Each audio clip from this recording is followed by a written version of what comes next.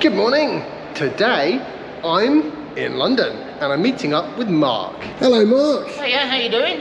I am good, thank you. And I think it might be the last time I'm going to actually be able to come to London with Mark for a little while, because he's going to Spain for a bit. And he's taking his Tesla, one of them. Yeah. And so I thought he could maybe share some tips and tricks with us all about, what it's like taking a Tesla to, live abroad effectively in the EU. Live might be a bit of a hop, skip and a jump away from where we are. Yeah, they're not quite there, but they're going for more than a 2-week holiday, is my point. That's going to be the long-term aim. Yeah. That will be the long-term aim, because we bought a place in Spain last year. It's only a 2-bedroom apartment, but it's big enough. And it's right down in Costa Calida, right down in the southern Spain, about 1,300 miles from home. Wow. It's a chunky drive. It's a couple of nights drive there? Yeah, you can do it in a Tesla. You can do it in 2 days driving, but it's 2 days of painful driving. I'd rather do it in 3 days of fairly chunky driving, but stopping for a coffee where you want and not really planning too much about the direction other than just heading down south. But yeah, as far as taking my Tesla abroad, I think it's been across Europe 5 times now. I think 1 week after retirement, after selling my business, we did 9 countries.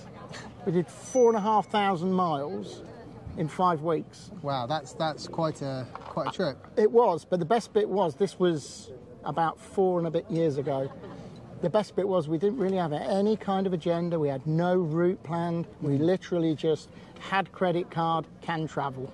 Yeah, obviously you needed a visa. No. Oh, no? No. Yeah, it was pre-Brexit. Oh. Yeah, welcome. Oh, those glory days. Welcomed with open arms, yeah. Yes. Anyway, I'm not going to mention that again. No.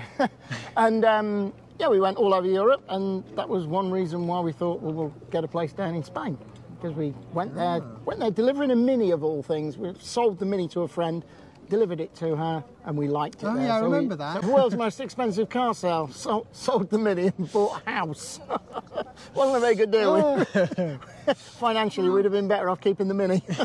But we decided we were going to go out there. We took the Mini. Tracy drove the Mini. I drove the Model S. And the first time we went, we took the ferry. So we caught it because never driven in Spain before down there. I didn't know, what it was like. Driven in Europe, but Spain's a bit hotter, a bit more like the desert, isn't it? And we drove via Madrid and just kept going south. It was absolutely perfect. Absolutely. And what was it from the Tesla point of view? What was was it easy? Did you have absolutely similar? Yeah. No, in all honesty, the superchargers are everywhere, so there's that. But could you also charge at like your destinations and stuff? With destination, all we did with destination charging. We never booked any hotels with destination charging. We booked hotels near to superchargers, which was a great tip. If you limit yourself to destination charges, obviously you're restricting which hotels you can stay at. Yeah. And so literally all we did is book a hotel within 10 kilometres. Obviously they're kilometres in Europe. The first time we went down to Spain, we took the ferry, we travelled down to Madrid. We stayed at a gorgeous little hotel in a vineyard, which is just literally on a motorway. It was the equivalent of staying at Toddington Services on the M1. It was stunning, absolutely stunning in the morning. Open the windows and looking out over these vineyards. We then literally just punched in the Tesla sat nav where we wanted to head for. It worked out just like over here, it works out where you got to stop, how long you're going to be. Did it tell you how many people at this charging station? So it's exactly the same as in the UK. It removed all of the worry.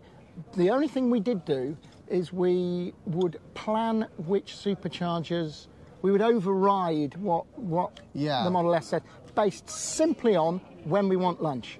Yeah, I did the same. Do the same. I did when I went. I've only been in Europe once with my car. I went to northern Italy, and I did pick somewhere that specifically had Tesla destination chargers.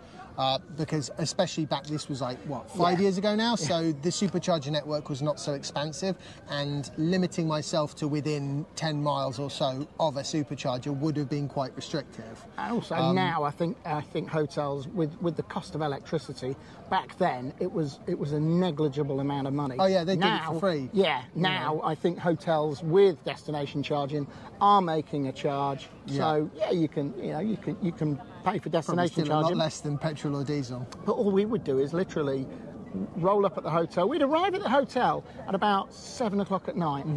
I'd normally go straight to the supercharger, charge up, then go back to the hotel, go to bed. We'd wake up at about 7 o'clock in the morning, have breakfast in the hotel room, in the car for 7:30, out we go.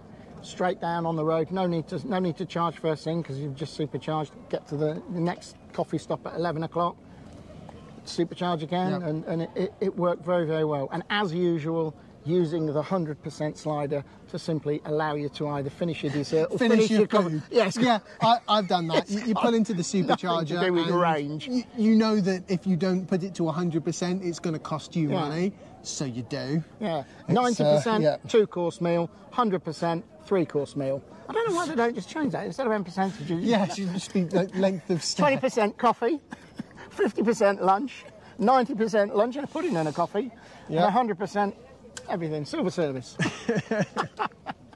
But it was a great drive down. The roads, the roads are fantastic. Even in the middle of nowhere in Europe, the roads are just smooth as this table.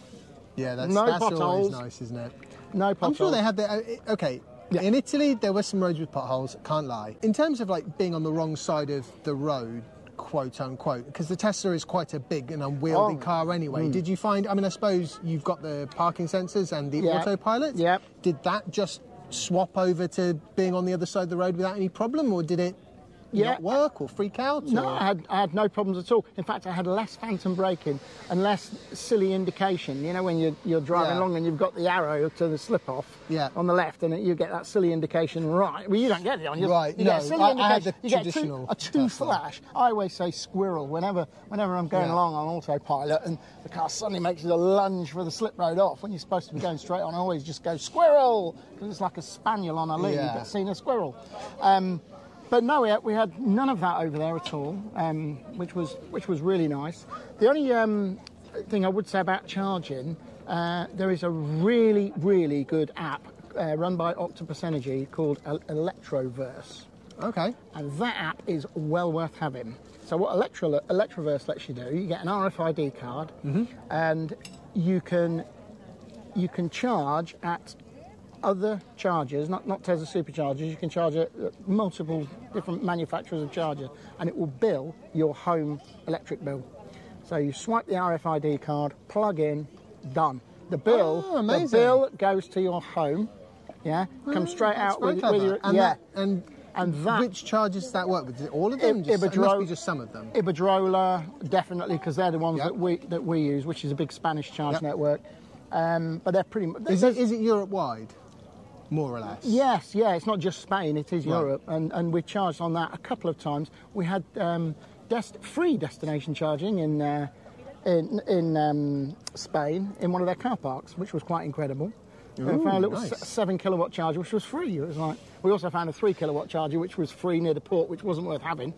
Yeah, well, 4 days later. 3 kilowatts. 3 kilowatts was ridiculous.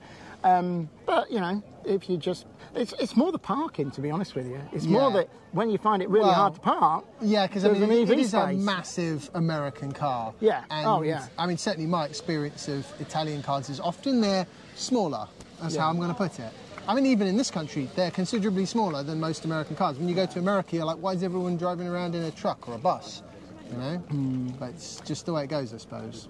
But it was an education driving over there. The Octopus Electroverse app and card, totally recommend that.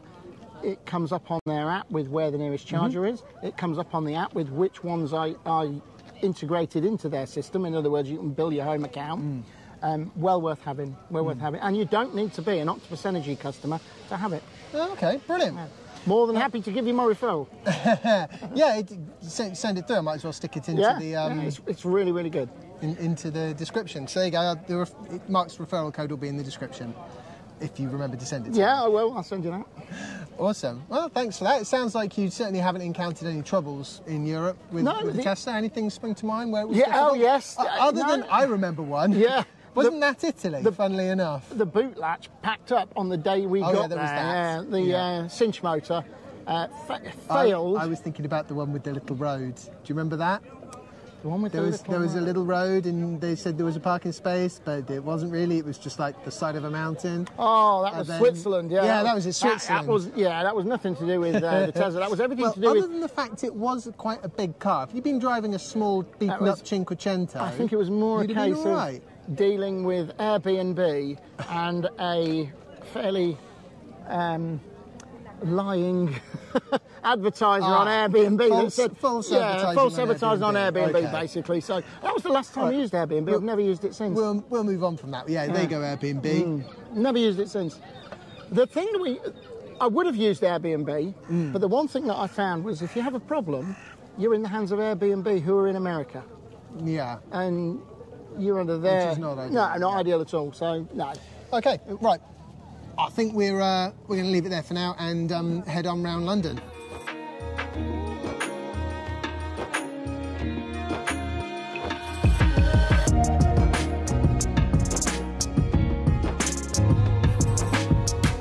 Apparently somebody's having a garden party. Very disruptive. And, by the way, where is my ticket? I'm assuming it's got lost in the post.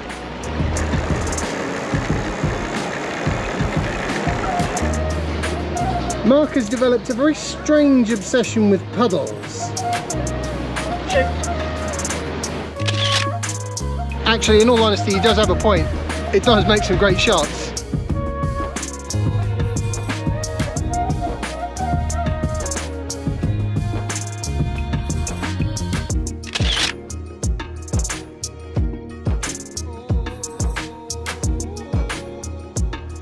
Right, well, we have been extremely lucky with the weather so far, but it is starting to look a bit on the moody side. So we're going to head back, I think. Grabbing a pizza on the way. Been a really fun day. Really enjoyed it. Looking forward to you coming back to these shores, Mark. And I forgot just how much fun these days are. Oh, yeah.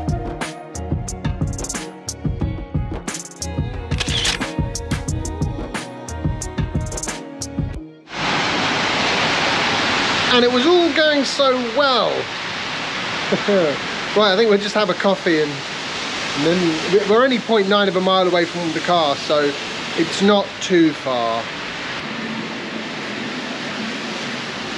I hope you've all enjoyed today's vlog post. If you have, remember to leave a like and share it and subscribe if you haven't already. You can follow me on Instagram and Twitter if you like. The links are in the description. Massive thank you to my Patreon supporters, and also remember to check out that app in the description, and also I'm going to link to Mark's YouTube channel. He puts some interesting stuff up there as well.